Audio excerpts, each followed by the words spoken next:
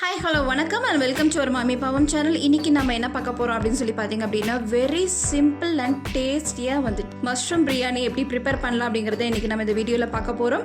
So sorry for that, first ஒரு clip வந்துட்டு capture பண்ண முடியல. பட் இப்போ நம்ம என்ன பண்ணுறோம் அப்படின்னு பார்த்தீங்கன்னா ஒரு பேனில் வந்து நம்ம ஆயில் ஊற்றிட்டு ஆயில் சூடான உடனே நம்ம வந்து என்ன பண்ணுறோம் அப்படின்னா 2 பட்டை, 4 லவங்கம், 2 ஸ்டார், 1 டேபிள் ஸ்பூன் வந்துட்டு சோம்பு இதை நீங்கள் ஆட் பண்ணிக்கோங்க.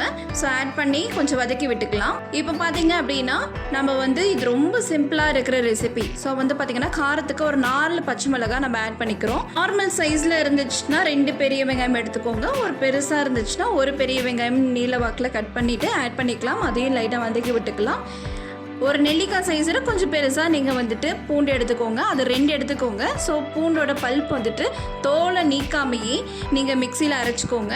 ஸோ 1க்கு 2 நீங்கள் தட்டி இதில் நீங்கள் ஆட் பண்ணிக்கலாம். ஸோ ஒரு பியூட்டிஃபுல்லான ஒரு ஸ்மெல் வந்து நல்லா கொஞ்சம் வதக்கும் போது வந்துட்டு இருக்க டைமில் ஒரு நார்மலான தக்காளி அப்படின்னா ஒரு 6 எடுத்துக்கோங்க. கொஞ்சம் பெரிய தக்காளியாக இருந்துச்சுன்னா 4 எடுத்துக்கோங்க.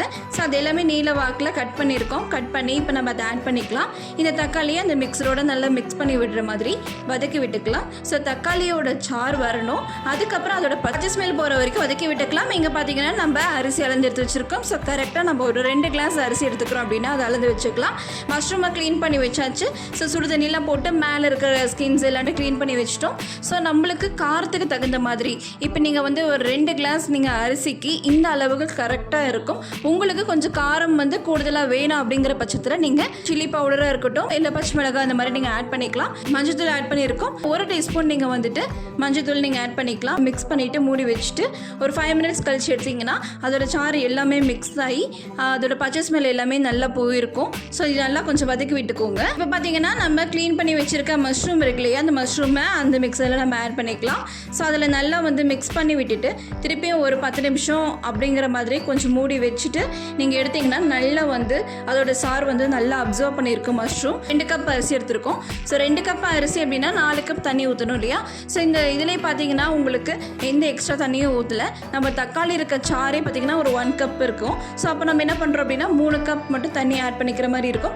இப்போ லாஸ்ட்டாக நம்ம என்ன பண்ண போகிறோம் அப்படின்னா நம்ம வந்துட்டு புதினா தலையும் அதுக்கப்புறமேட்டு கொத்தமல்லியும் பார்த்தீங்கன்னா ஃப்ளேவருக்காக போட்டிருக்கோம். ஸோ அது நல்லா போட்டு அதையும் லிட்டில் பிட் நம்ம மிக்ஸ் பண்ணி விட்டுக்கலாம். இப்போ நம்ம தண்ணியோட அளவு பார்த்தீங்கன்னா ஒரு 3 கப் தண்ணி நம்ம எடுத்துருக்கோம். கலந்து வச்சுருக்க அரிசி இருக்கு இல்லையா, அந்த அரிசியை போட்டு மிக்ஸ் பண்ணிவிட்டு நம்ம எடுத்து வச்சிட்டோம்னா சூப்பரான சுவையான சிம்பிள் ரெசிப்பியாக வந்து மஷ்ரூம் பிரியாணி இருக்கும். ஸோ டேஸ்ட் அடிச்சுக்கவே முடியாது.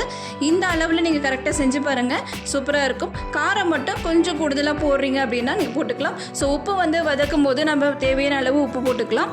அதுக்கப்புறம் நீங்கள் தண்ணி அளந்து ஊற்றும் போது உங்களுக்கு எந்த அளவுக்கு உப்பு வந்து கரெக்டாக இருக்கா இல்லையான்னு ஃபைனலாக செக் பண்ணிவிட்டு நீங்கள் ஆட் பண்ணிக்கலாம். ஸோ இந்த ரெசிபி கண்டிப்பாக எல்லாத்துக்கும் யூஸ்ஃபுல்லாக இருக்கும்னு நம்புகிறேன். இந்த வீடியோ பிடிச்சிருந்தா லைக் பண்ணுங்கள். ரொம்ப பிடிச்சிருந்த ஃப்ரெண்ட்ஸ் அண்ட் ஃபேமிலி எல்லாத்துக்குமே ஷேர் பண்ணுங்கள். மறக்காமல் நம்ம சேனலை சப்ஸ்கிரைப் பண்ணிட்டு பாருங்கள். மாதிரி நீங்கள் ரெசிபி செஞ்சு எப்படி வந்தது அப்படிங்கிறத மறக்காமல் கமெண்ட் பாக்ஸில் கமெண்ட் பண்ணுங்கள். தேங்க்ஸ் ஃபார் வாட்சிங்.